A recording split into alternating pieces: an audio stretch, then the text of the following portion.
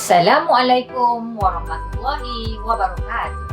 Apa khabar murid-murid sekalian? Ustazah doakan semoga murid-murid sentiasa di dalam keadaan sihat dan dilindungi Allah selalu. Alhamdulillah, hari ini kita bertemu lagi di dalam kelas mata pelajaran akhlak tahun 6 bersama saya, Ustazah Nurhaida binti Yahya. Sebelum kita mulakan pembelajaran kita pada hari ini, mari kita baca doa bersama-sama. Bismillahirrahmanirrahim. Alhamdulillahi rabbil alamin. Wassalatu wassalamu ala ashrafil anbiya'i wal mursalin wa ala alihi wa sahbihi ajma'in. Rabbi zidni ilman warzuqni fahma.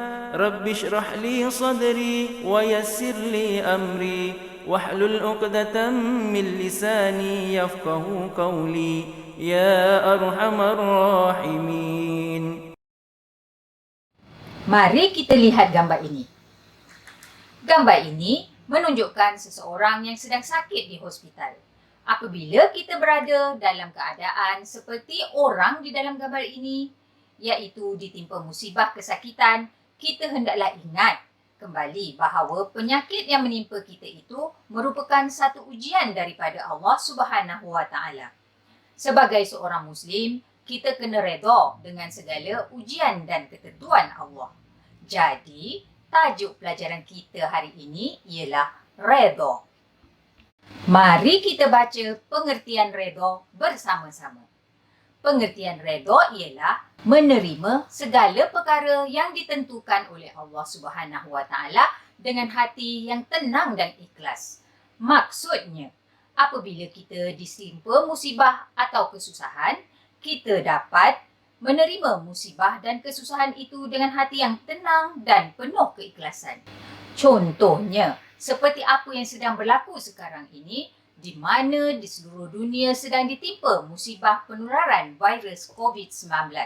Jika ada salah seorang daripada kita atau ahli keluarga kita yang dijangkiti, kita hendaklah tenang dan ikhlas menerimanya kerana kita percaya bahawa Allah sedang menguji kita dan orang yang diuji oleh Allah adalah orang yang disayangi Allah Subhanahu Wa Taala. Murid-murid, Allah Subhanahu Wa Taala ada menyebutkan di dalam Al-Quran tentang sifat redha ini. Dalil redha terdapat dalam surah Al-Bayyinah ayat 8. A'udzu billahi minasyaitonir rajim. Radhiyallahu anhu wa radu an. Ila akhir ayat. Shadaqallahul azim. Maksudnya, Allah redha akan mereka dan mereka pun redha kepada Allah. Ustazah harap murid-murid dapat menghafaz dalil ini dengan lancar. Murid-murid yang dirahmati Allah, bagaimana pula caranya untuk kita mengetahui sama ada kita ini redha terhadap ketentuan Allah? Mari kita baca apakah ciri-ciri orang yang bersifat redha. Pertama, tenang dalam menghadapi musibah. Orang yang redha akan berada dalam keadaan yang tenang sekiranya ditimpa kesusahan dan kesulitan. Sifat tenang boleh dilihat melalui perlakuannya yang tidak bertindak secara terburu-buru dalam menangani atau menyelesaikan sesuatu masalah yang menimpanya. Yang kedua, bersabar dalam menghadapi musibah. Setiap manusia yang memiliki sifat redha akan menunjukkan kesabaran yang tinggi apabila ditimpa musibah. Tidak cepat berasa marah dan tidak bertindak terburu-buru mengikut perasaan. Ciri redha yang ketiga, tabah menerima qada dan qadar Allah. Apabila seseorang itu memiliki sifat redha, mereka akan tabah menerima qada dan qadar yang telah ditentukan oleh Allah terhadap mereka. Tidak kira sama ada qada dan qadar yang buruk maupun yang baik. Jika qada dan qadar yang buruk menimpa mereka, mereka tabah menghadapinya tanpa mengeluh ataupun menyalahkan orang lain. Jika qada dan qadar yang baik menimpa mereka, mereka sangat bersyukur dan tidak sombong, malahan bertambah keimanan terhadap Allah. Ciri redha yang keempat dan terakhir ialah berasa cukup dengan nikmat yang diperolehi. Orang yang redha sentiasa berasa nikmat yang diberi oleh Allah itu cukup bagi dirinya meskipun nikmat itu terlalu sedikit. Contohnya, seorang peniaga yang menjual kuih muih di bazar Ramadan, tetapi kuih jualannya hanya berjaya dijual dalam bilangan yang sedikit. Dia tidak mengeluh atau bersedih, tetapi sebaliknya dia merasa bersyukur dan bertindak pula menyedekahkan kuih yang berlebihan itu kepada orang yang memerlukan. Perbuatannya itu menunjukkan bahawa dia seorang yang redha. Setiap perbuatan baik pasti ada kelebihan atau fadilatnya. Mari kita lihat apakah fadilat bersifat redha. Yang pertama, berhati bersih dan mulia. Orang yang bersifat redha sudah tentu akan mempunyai hati yang bersih dan mulia kerana dia sentiasa bersangka baik terhadap Allah. Yang kedua, tenang dalam kehidupan. Apabila kita redha di atas segala ujian yang diberi oleh Allah, kita tidak akan berkeluh kesah. Ini membuatkan hidup kita lebih tenang. Fadilat bersifat redha yang ketiga ialah dikasihi Allah Subhanahu wa taala dan Rasulullah sallallahu alaihi wasallam. Orang yang redha tidak akan bersangka buruk terhadap ujian yang menimpanya. Sikap ini menjadikan dirinya dikasihi Allah dan Rasul. Manakala fadilat bersifat redha yang terakhir, iaitu yang keempat, dikasihi ibu bapa, guru dan masyarakat. Sifat redha menjadikan hati manusia itu tenang. Apabila hati tenang, tindakan yang diambil juga lebih rasional dan tidak menyakiti orang di sekelilingnya. Ini menjadikannya disayangi oleh orang di sekelilingnya. Tahukah murid-murid, apakah pula akibatnya jika kita tidak bersifat redha? Mari kita teliti bersama.